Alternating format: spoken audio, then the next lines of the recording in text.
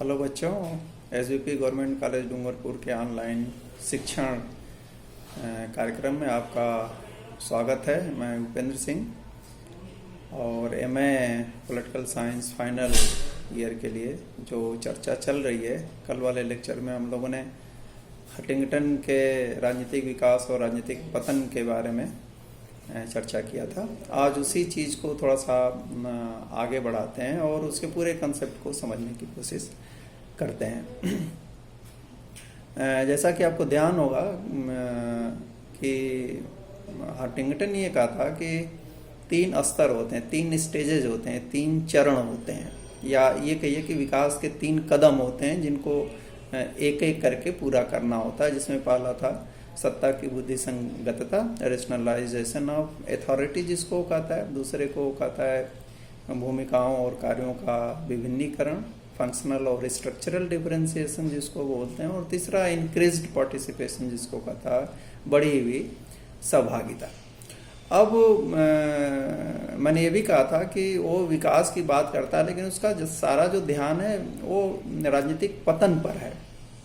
और सिस्टम में पतन क्यों होता है वो कहता है कि होना ये चाहिए कि ये जो स्तर हैं, जैसे सत्ता की बुद्धि संगतता का पहला स्तर है, दूसरा स्तर है विभिन्नीकरण वाला और तीसरा है सहभागिता वाला। तो वो कहता है कि ये कदम, ये चरण जो है एक के बाद दूसरा, दूसरे के बाद तीसरा आना चाहिए।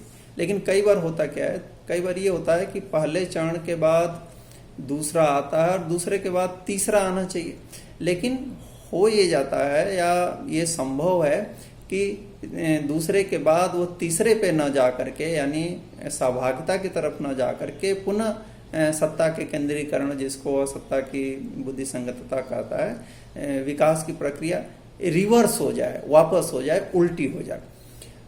ये भी हो सकता है कि 2 जो स्तर हैं एक साथ चलें, यानी पहला कंप्लीट नहीं हुआ, दूसरा आ गया, तो पहला और दूसरा जो स्तर है वो एक साथ चले, या दूसरा या तीसरा स्तर एक साथ चले, या पहला या तीसरा स्तर एक साथ चले। तो जब भी इसको कहते हैं कि समानांतर 2 चीज़ें चल रही हैं, ओवरलैपिंग हो रही है, तो जब विकास की प्रक्रिया रिवर्स होगी, पीछे लौटेगी, वो लौट सकती है, या उनमें ओवरलैपिंग होगी, तो वह कहता है कि तब जो व्यवस्था है वह उसमें डेवलपमेंट नहीं होता, बल्कि वह पॉलिटिकल डीके की तरफ चली जाती है, राजनीतिक पतन की तरफ चली जाती है।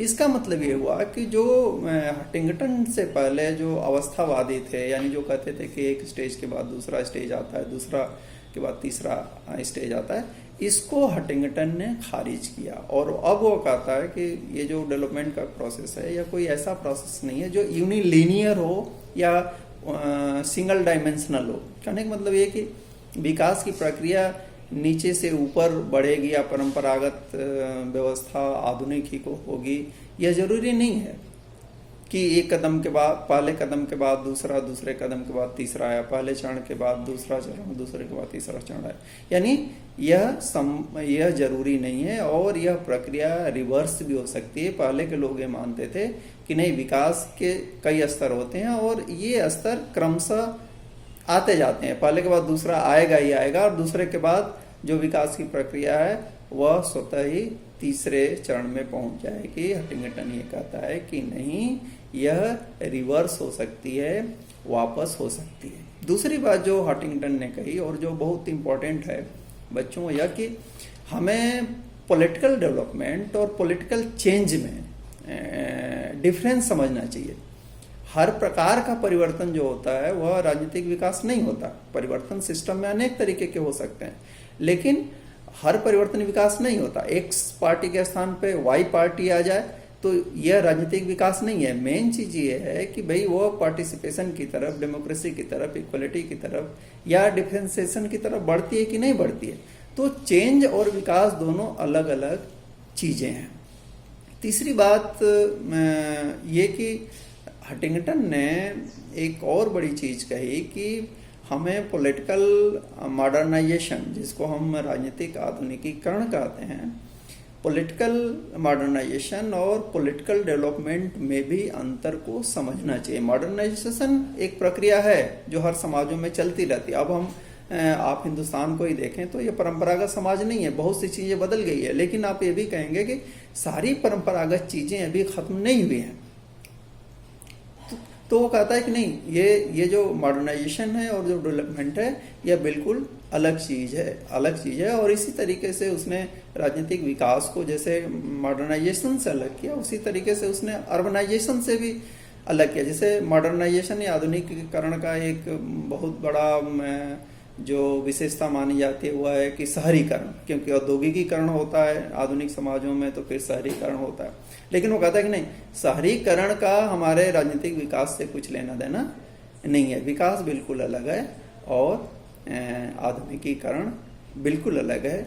दो चीजें हमेशा होनी चाहिए राजनीतिक विकास की अवस्था में, कि संरचनाएं अधिक से अधिक हों और जो पीपल पार्टिसिपेशन हो वह संतुलित हो। पीपल पार्टिसिपेशन दबाव के रूप में काम नहीं करना चाहिए, बल्कि एक जिसको कहते हैं कि लोग चीज़ों को समझें, पॉलिटिक्स को समझें, जो निवेश और निर्गत है सिस्टम के उसको समझें और समझ के आधार पे अपनी प्रतिक्रिया दें। यदि ऐसा है तो वो कहेगा कि नहीं, यह विकास की प्रक्रिया है, अन्यथा यह पॉलिटिकल डिके है, राजनीतिक पतन है। तो इसके साथ हंटिंगटन खत्म होता है। Thank you very much.